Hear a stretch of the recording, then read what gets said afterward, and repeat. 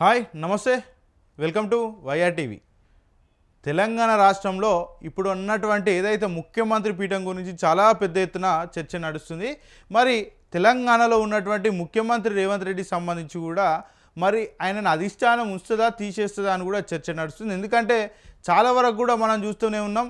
గత కొద్ది కాలంగా అంటే కాంగ్రెస్ ప్రభుత్వం ఏర్పడిన నాటి నుంచి మరి 15 నెలల కాలంలో చాలా వరకు కూడా ఏదైతే రాహుల్ గాంధీని కావచ్చు, సోనియా గాంధీని కావచ్చు, మరి కాంగ్రెస్ సంబంధించి పెద్దలను కలవడానికైతే హడావుడిగా చాలాసార్లు కూడా హెలికాప్టర్లు వేసుకొని మరి ఢిల్లీకి ప్రయాణం చేసిండు రేవంత్ రెడ్డి. అది చాలామంది చూసినాం.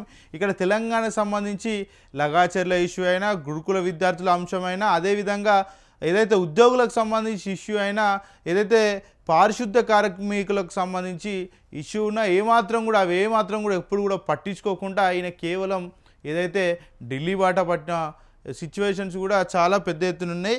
మరి తెలంగాణకు సంబంధించి మరి ముఖ్యమంత్రి పీఠం ఎందుకు మారుతుంది అనేది కూడా ఇప్పుడు ఒకసారి మనం మాట్లాడుకుందాం. మరి చాలా సందర్భాల్లో కాంగ్రెస్ పార్టీకి సంబంధించి మరి మనం చూస్తూనే ఉన్నాం.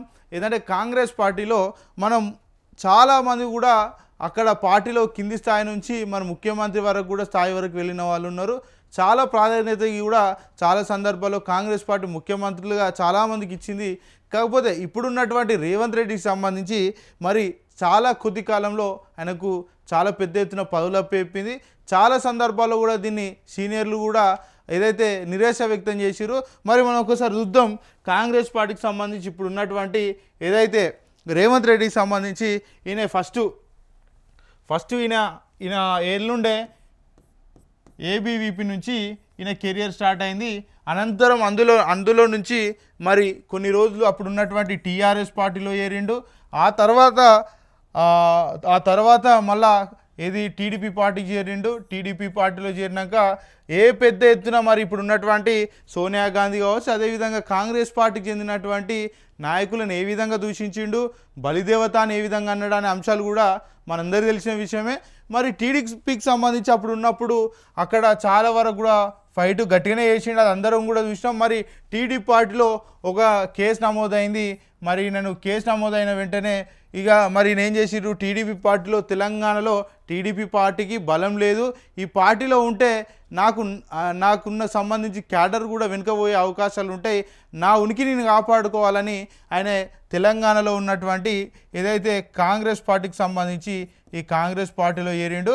మరి కాంగ్రెస్ పార్టీలో చేరినాక చాలా కొద్ది కాలంలోనే ఈయనకు ఏదైతే పార్టీకి సంబంధించి కూడా ప్రచార కమిటీ చైర్మన్ కావచ్చు, వివిధ ఏదైతే పనులు కూడా అంటే వివిధ పదవులు కూడా అందులో చాలా కొద్ది కాలంలోనే కూడా ఆయన మరి పొందిండు. అదేవిధంగా పీసీసీ సంబంధించి కూడా అంటే అతి కొద్ది కాలంలోనే తెలంగాణకు సంబంధించి బడా సీనియర్ నాయకులు ఉన్నా కూడా అంటే చాలా పెద్ద ఎత్తున సీనియర్ నాయకులు ఉన్నా కూడా అంటే మనం చూస్తూనే ఉన్నాం. కాంగ్రెస్ పార్టీలో కురువృద్ధులు ఉన్నారు, చాలా పెద్ద ఎత్తున చాలా అనుభవం ఉన్నటువంటి మంత్రి పదవులు చేస్తున్నటువంటి కూడా ఉమ్మడి ఆంధ్రప్రదేశ్లో మంత్రి పదవులు కూడా నిర్వర్తించినటువంటి వారు కూడా ఉన్నా కూడా ఈయనను చాలా వరకు కూడా మరి పార్టీ ప్రాధాన్యత ఇచ్చి పీసీసీ అధ్యక్షుని చేసింది అందరికీ తెలిసిన విషయమే. ఇక టీడీపీ పార్టీ నుంచి కాంగ్రెస్ పార్టీ చేరిన వెంటనే యథావిధిగా మరి ఏదైతే పార్టీని పోగొడతారో ఈయన కూడా అదేవిధంగా పెద్ద ఎత్తున మరి అప్పటి వరకు బలిదేవత అన్న సోనియా గాంధీని తెలంగాణ తల్లి సోనియా గాంధీ కూడా అన్నాడు, అది కూడా మనం చూసినాం.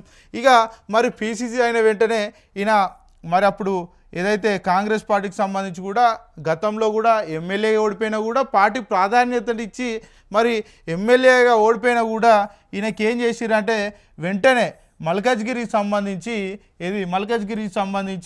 మరి ఎంపీకి సంబంధించి కూడా టికెట్ ఇచ్చిర్రు. టికెట్ ఇచ్చినాక మరి ఎమ్మెల్యేకి సంబంధించి ఇక్కడ ఓడిపోయి ఎంపీగా గెలిచిండు. ఇది కూడా మల్కాజ్గిరికి సంబంధించి కూడా చాలా పెద్ద నియోజకవర్గం, పార్లమెంట్ సంబంధించి ఏసియాలోనే అతిపెద్ద పార్లమెంట్ నియోజకవర్గం మల్కాజ్గిరి. అంటే ఇక్కడ కొడంగల్ సంబంధించి అక్కడ ఏదైతే ప్రజలు ఈయనను ఓడగొట్టినా కూడా మరి ఇక్కడ ఉన్నటువంటి మల్కాజ్గిరికి సంబంధించి ప్రజలు ఈయనను గెలిపించినాక మరి అక్కడ అభివృద్ధి అనేది ఏమాత్రం కూడా వేయలేదని కూడా అక్కడ ఉన్నటువంటి చాలామంది వ్యక్తులు చెప్తున్నారు. ఇక మల్కాజ్గిరి ఎంపీ గెలిచినాక ఈయన నెక్స్ట్ పదవి పీసీసీ చేసిండు కదా. మరి ఆ పీసీసీ అధ్యక్షునిగా చేసినప్పుడు వాస్తవంగా అప్పుడు ఉన్నటువంటి కొంతమంది అంటే బట్టి కూడా చాలా వరకు కూడా మరి బట్టితో పాటు అనేక మంది బట్టి విక్రమార్కతో పాటు అనేక మంది కూడా సీఎం రేస్లో ఉంటుండే. మరి వాస్తవంగా రేవంత్ రెడ్డికి సంబంధించి కూడా మనం చెప్పదలుచుకోవాలి. ఒకసారి కొద్ది వరకు అయితే పార్టీలో కష్టపడ్డది అంటే ఒకటి రేవంత్ రెడ్డి, రెండు భక్తి విక్రమార్క, వీళ్ళిద్దరు కూడా కష్టపడ్డారు.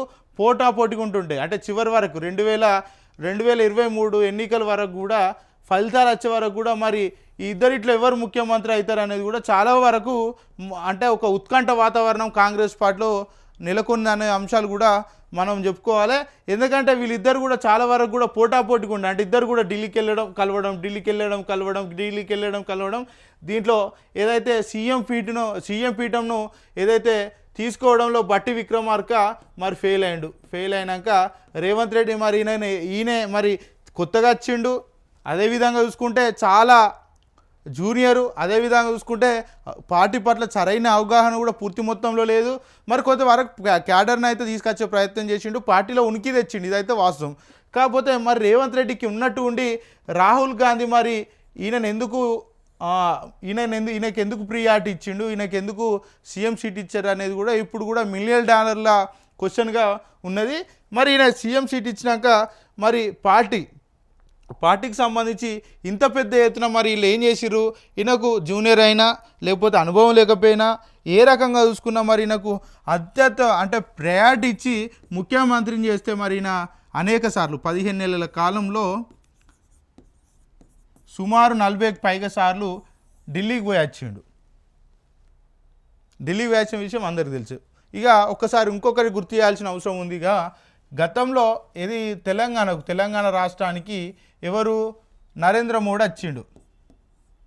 నరేంద్ర మోడీ వచ్చినప్పుడు అప్పుడు ఏమన్నాడు ఉన్న ముఖ్యమంత్రి రేవంత్ రెడ్డి ఏమన్నాడు, మేము చాలా అన్యోన్యంగా చాలా వరకు కూడా సత్సంబంధాలు కొనసాగిస్తాం, నేను చోటే బాయ్ మా బడే బాయ్ మోడీ అని చెప్పిండు. నరేంద్ర మోడీ మా బడే బాయ్ అని మనం చెప్పిన ముచ్చట కాదు, ఆయనే చెప్పిండు.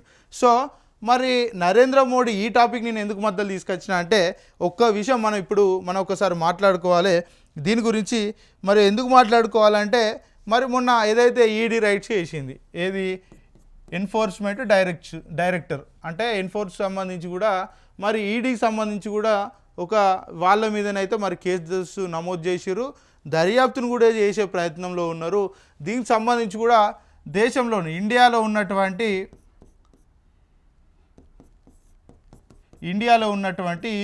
ఇండియా కూటమికి సంబంధించి అంటే కాంగ్రెస్ పార్టీతో పాటు ఇతర ఏదైతే పార్టీలు ఉన్నాయి అంటే ఈ కూటమిలో ఉన్నటువంటి పార్టీలు ఏవైతే ఉన్నారో వాళ్ళంతా కూడా అంటే ఓన్లీ కాంగ్రెస్ పార్టీ కాదు, కాంగ్రెస్ పార్టీలో ఉన్నటువంటి కూటమిలు అన్నీ కలిసి కూడా సోనియా గాంధీ కావచ్చు, రాహుల్ గాంధీ కావచ్చు, ఏదైతే ఈడీ ఇచ్చిందో సామాన్లు వాటిని వ్యతిరేకిస్తూ చాలా వరకు కూడా నిరసన తెలియజేస్తున్నారు.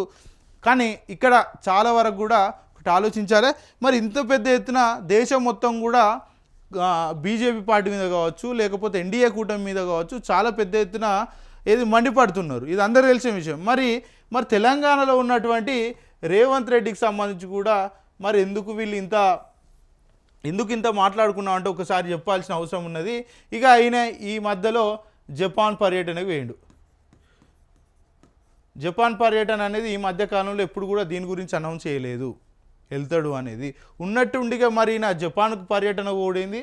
మరి పర్యటనకు పోయినా కూడా ఒకవేళ పోదాం అనుకున్నా కూడా ఒకవేళ ఈయన ప్లేస్లో కనుక వేరే వ్యక్తులు సీఎంగా ఉంటే ఒకవేళ ఏదైతే వైఎస్ రాజశేఖర్ రెడ్డో గతంలో ఉన్నటువంటి ముఖ్యమంత్రులు లేకపోతే ఇతర పీసీసీ అధ్యక్షులు ఒకవేళ ఈయన ప్లేస్లో కనుక ఉంటే ఏదైతే విదేశీ పర్యటన రద్దు చేసుకొని మరి ఇక్కడ నిరసన కార్యక్రమాలు కొనసాగిస్తుండే అని కూడా కాంగ్రెస్ పార్టీకి సంబంధించి కొంతమంది నోర్లు కొరుక్కునే ప్రయత్నం చేస్తున్నారు. అంటే మన ముఖ్యమంత్రికి ఎందుకు ఇంత లేదు మన నాయకుల మీద, ఎందుకు మరి మోడీని ఎందుకు ఈయన ఎప్పటికి కూడా మోడీ పాటే వాడుతున్నాడు, ఇక్కడ ఉన్నటువంటి ఏదైతే మనకు సంబంధించినటువంటి నాయకులను ఎందుకు ఈయన మరి కాపాడుకోలేకపోతున్నాడు, వాళ్ళ మీద ఎందుకు ఈయన చిత్తశుద్ధి చూపెట్టలేదని కూడా మరి అంటున్నారు.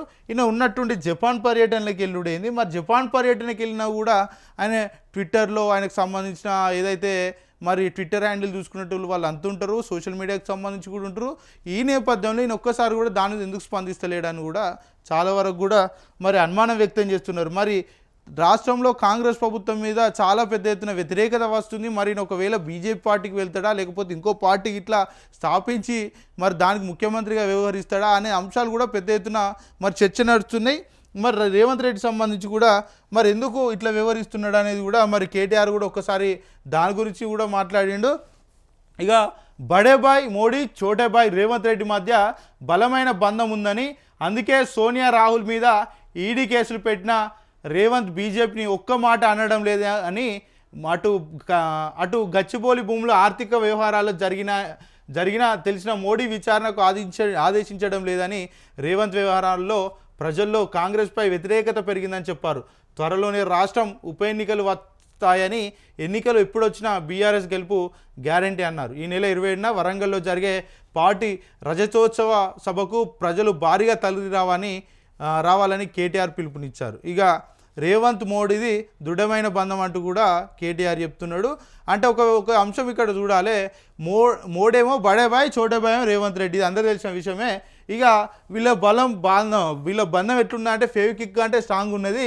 అందుకే సోనియా రాహుల్ గాంధీ మీద ఈడీ కేసులు పెట్టినా కూడా రేవంత్ బీజేపీని ఒక్క మాట అనలే. అదేవిధంగా గచ్చిబౌలికి సంబంధించి కూడా అంత పెద్ద ఎత్తున మరి విధ్వంసం చేసినా కూడా మరి ప్రధానమంత్రి నరేంద్ర మోడీ విచారణకు ఆదేశించలేదు అని కూడా కేటీఆర్ కూడా చెప్తున్నాడు. ఒకసారి మనం కూడా గుర్తు చేసుకోవాల్సిన అవసరం ఉన్నది.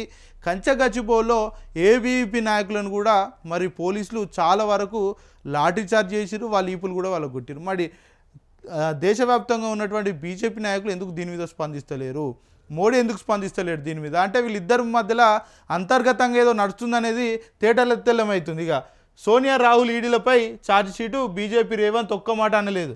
హెచ్సియు భూముల ఆర్థిక వ్యవహారాలపై విచారణకు మోడీ ఆదేశించడం లేదు. కాంగ్రెస్ బీజేపీకి రాష్ట్ర ప్రయోజనాలు పట్టవు. కాంగ్రెస్పై ప్రజల్లో అసహ్యం పెరుగుతుంది. త్వరలో ఉప ఎన్నికలు రావడం పక్కా. ఎన్నికలు ఎప్పుడు వచ్చినా మనదే గెలుపు. 27న ప్రతి వార్డులో గులాబీ జెండా ఎగరాలి. ఎమ్మెల్సీ ఎన్నికలకు BRS boycott. Greater Hyderabad party నేతలతో కేటీఆర్. ఇక ఈ ఒక సంచలన వాక్యాలు అని చెప్పుకోవచ్చు. ఎందుకంటే మరి త్వరలో ప్రభుత్వం కూడా కూలిపోతున్నది. ఖచ్చితంగా ప్రజలంతా కూడా అసహ్యం పెంచుకుంటున్నారు. ఇప్పటికిప్పుడు ఎన్నికలు వచ్చినా కూడా ఖచ్చితంగా బీఆర్ఎస్ పార్టీ గెలుస్తుందని కూడా కేటీఆర్ కూడా ఒక ఆసక్తికరమైన వాక్యాలు చేసిరని మనం చెప్పుకోవచ్చు. ఎట్టి పరిస్థితుల్లో కూడా ఎమ్మెల్సీ ఎన్నికలకు బీఆర్ఎస్ అనేది బైకాట్గానే ఉంటుంది, పోటీ చేయదని చెప్తున్నాడు. ఇక ప్రతి 27న ప్రతి వార్డులో ఖచ్చితంగా బీఆర్ఎస్ పార్టీ జెండా ఎగిరేయాలని కూడా కార్యకర్తలకు దిశానిర్దేశం కూడా చేసిరు.